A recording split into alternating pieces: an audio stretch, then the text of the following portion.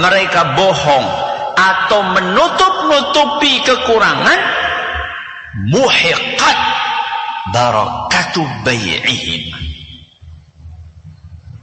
keberkahan jual belinya akan dimusnahkan oleh Allah Azza wa Jalla. Dapat duitnya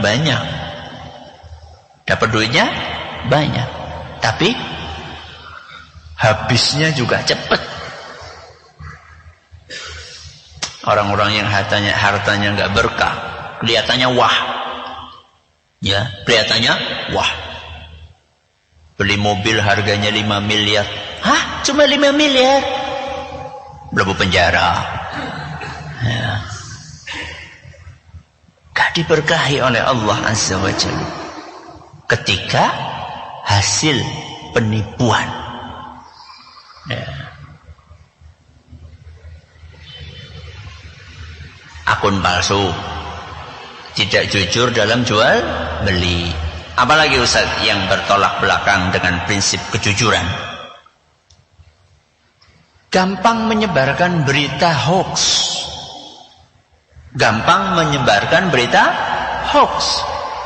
Berita yang nggak benar, informasi yang nggak benar, dan ini sudah kita jelaskan panjang lebar kemarin. Sebelum sharing harus apa? Saring sebelum sharing. Gimana nyaringnya kemarin? 3 langkah. Mulanya ditulis ya. Apa 3 langkah? Benar atau tidak? Terus bermanfaat atau tidak? Terus disebarkan di komunitas terbatas atau di khalayak umum. Itu 3 langkah. Langkah menyaring sebelum menyering. Langkahnya 3. Sebagaimana yang dituturkan oleh Imam Ibnul Wazir rahimahullahu ta'ala. Pastikan benar atau tidak, beritanya hoax atau tidak.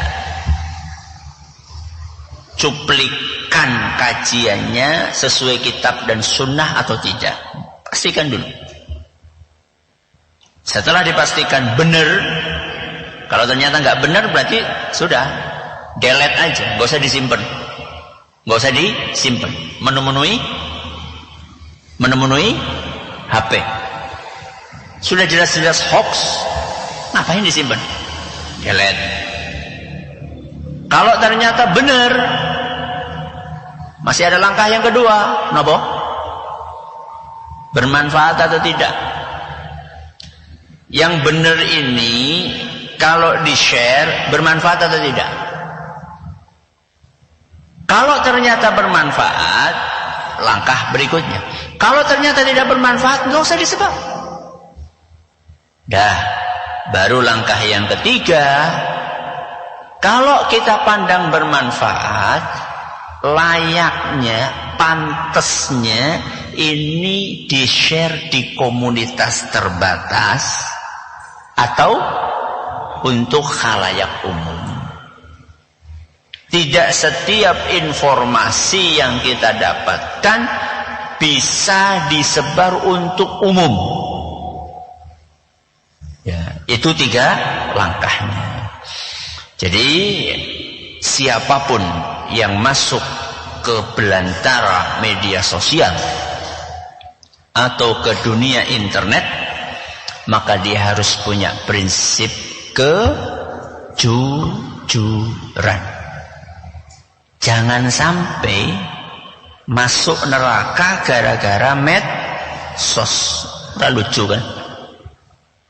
Tapi usahakan medsos ini bisa bantu kita kemana? Ke surga. Dengan apa? Dengan jujur. Ya. Kita mulai dari diri kita aja. Mulai dari diri kita. Habis ini yang punya akun-akun palsu, hapus. Ya, yang punya akun palsu hapus. Kemudian yang dagang, yang nopo dagang, kemudian masih melakukan hal-hal tidak terpuji seperti yang tadi saya sampaikan, masang barang tapi nggak lengkap, menyebutkan spesifikasi barang tapi juga nggak lengkap, ada cacat, nggak ngomong. Imam Abu Hanifah kalau nggak salah, beliau bisnis kain,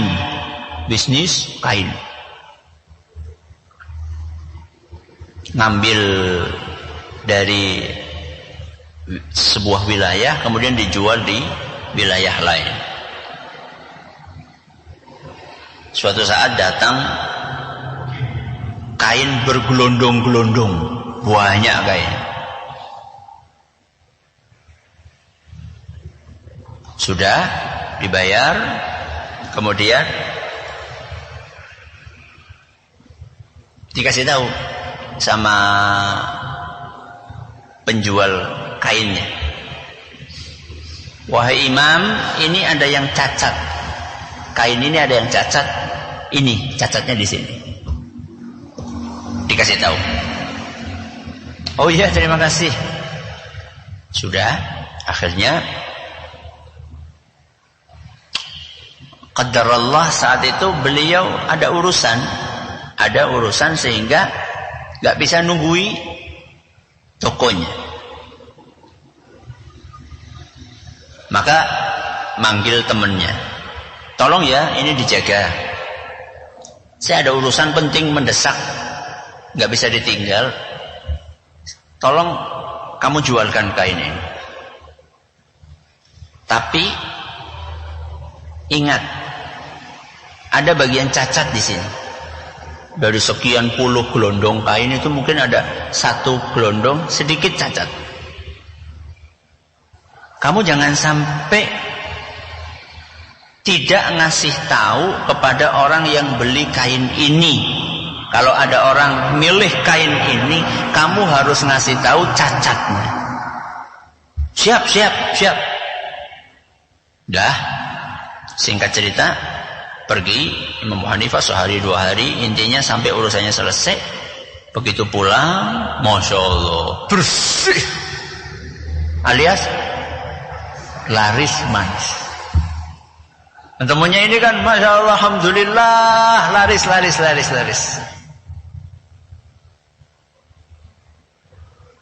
Yang pertama kali ditanyakan oleh beliau bukan duitnya pira, bukan. Apa yang pertama ditanyakan?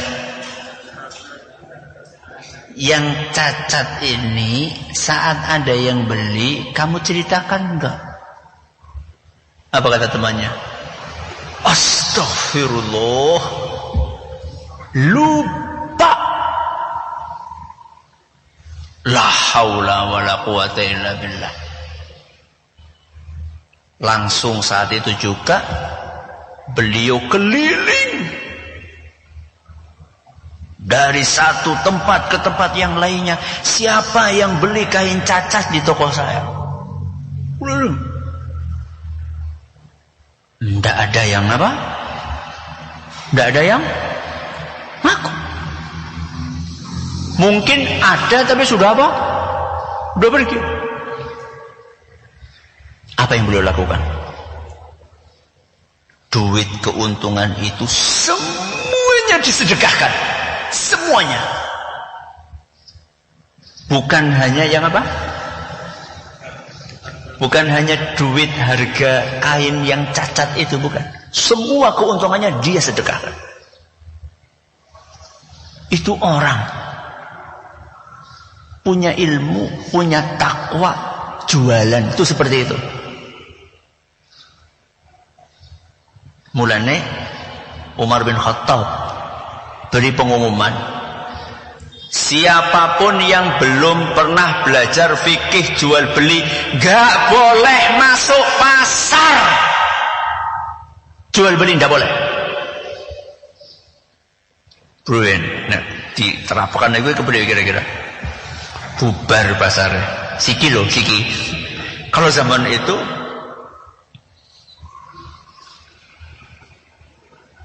cari rezeki dengan cara yang halal. Mudah-mudahan apa yang kita pelajari bermanfaat buat kita semuanya. Kita akan lanjutkan insyaallah pada pertemuan berikutnya kalau Allah menghendaki demikian. Kita akhiri dengan doa kafaratul majelis. Subhanakallahumma wa bihamdika asyhadu an la ilaha illa anta astaghfiruka wa atubu ilaik. Assalamualaikum warahmatullahi wabarakatuh.